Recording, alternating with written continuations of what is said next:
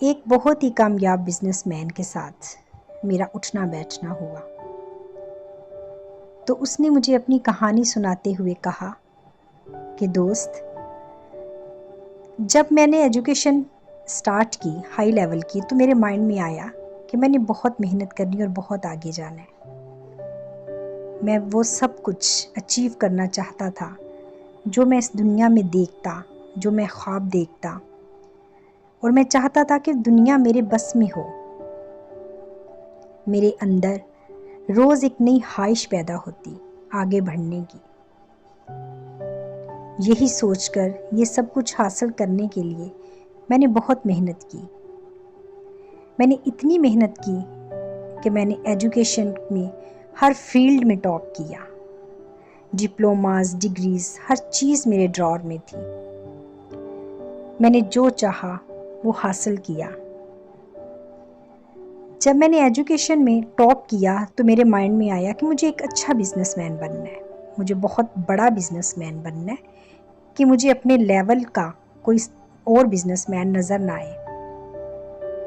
तो उसने कहा कि मैंने ऐसा ही किया।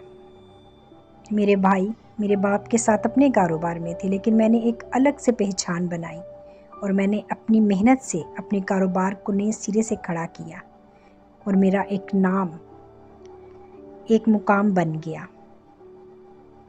लेकिन मैं जब अकेला होता, जब मैं कभी फ्री होता, मेरा दिमाग कभी फारिग होता, तो मैं सोचता कि नहीं, मैं जो चीज़ हासिल करना चाह रहा हूँ वो क्या है, वो कौन सी चीज़ है जो मुझे अंदर ही अंदर मुझे भिगोए रखती है, जिसकी कसक, जिसके हासिल की कमी मेरे अंदर पैदा होती है और जड़ पकड़ती जा रही है।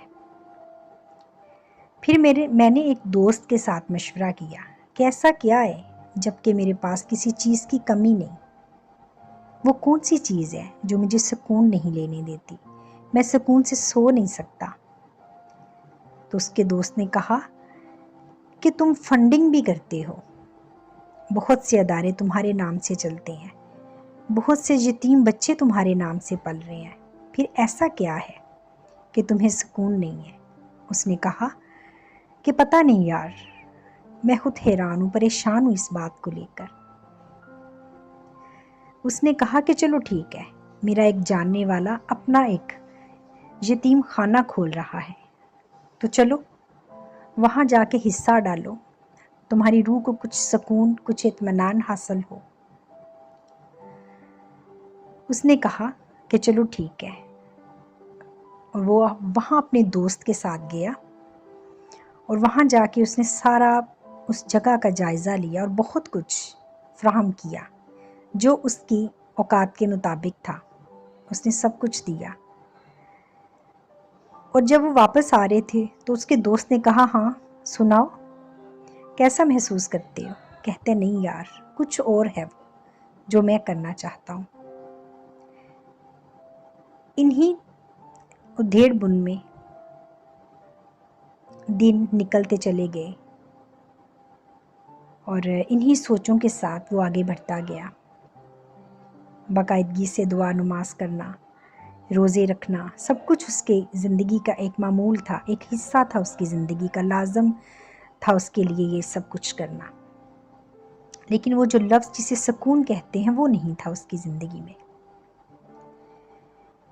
फिर कुछ अरसा उसका दोस्त बहुत बिज़ी रहा तो बिजनेसमैन ने खुद ही उसे सोचा कि फ़ोन करे और उसने उसे फ़ोन किया।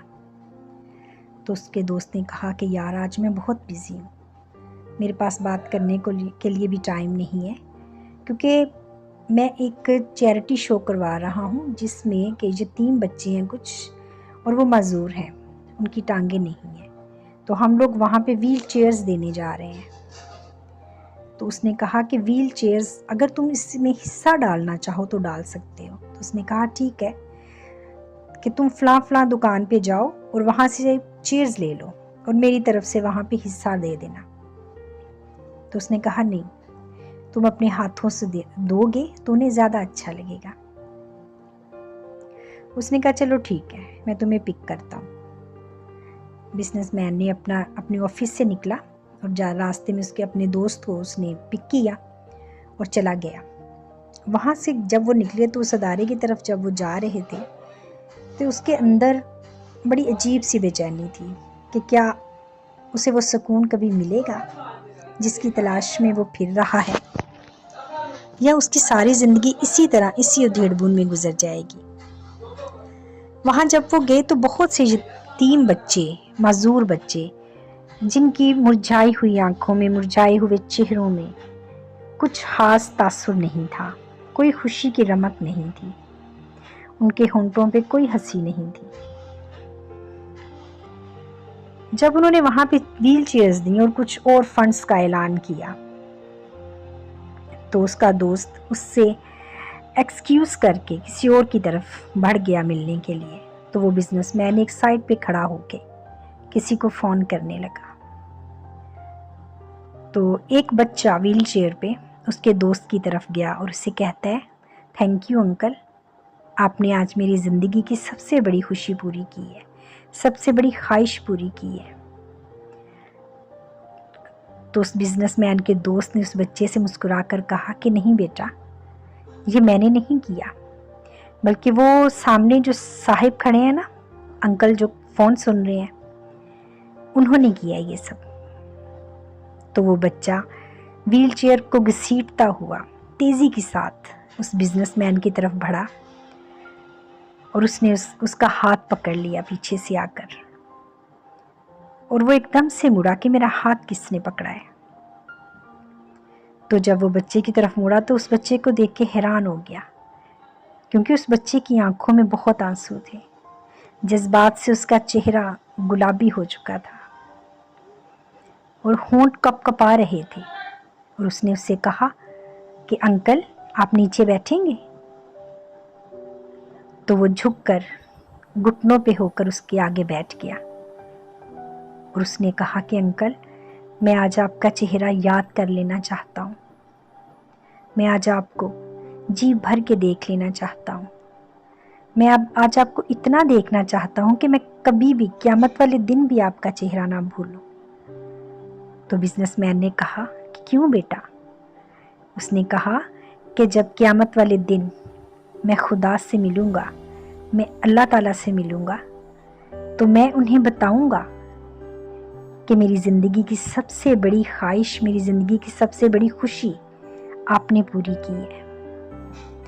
मैं सोचता था कि क्या मैं भी दूसरे आम बच्चों की तरह कभी एक जगह से दूसरी जगह सफ़र कर सकूँगा? क्या मैं अपनी मतलूबा चीज़ को खुद से उठा सकूँगा? तो इसलिए बस मैं आपके चेहरे को याद कर लेना चाहता हूँ। तो बिजनेसमैन के अंदर ऐसे जैसे इत्मीनान सा उतरना शुरू हो गया, उसके रोंगटे खड़े हो गए और उसकी आंखों में बेतहाशा आंसू भर आए और उसने झुककर उसकी पेशानी को चूम लिया और उसने कहा कि आज अगर तुम्हारी सबसे बड़ी ख्वाहिश पूरी हुई है तो मेरी भी आज सबसे बड़ी ख्वाहिश पूरी होने का दिन है, क्योंकि तुमने मुझे वो सुकून दिया है, वो इत्मीनान दिया है जो मैं सारी धन दौलत के अलावा हासिल ही नहीं कर पाया। मुझे पता ही नहीं था कि मुझे क्या चाहिए।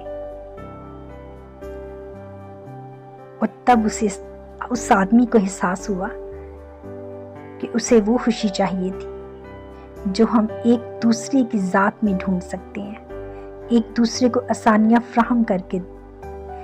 जो इत्मीनान, जो खुशी, जो सुकून हमें मिलता है वो दुनिया की किसी चीज़ में नहीं है। उसने ज़िंदगी के राज को पा लिया, उसने इंसानियत के आला दर्जे को छू लिया। यही ज़िंदगी है। ज़िंदगी का सफ़र, ज़िंदगी से मौत तक का इंतहाई मुश्किल, लेकिन अगर रास्ता दुरुस्त हो तो इंतहाई पुरसकून है।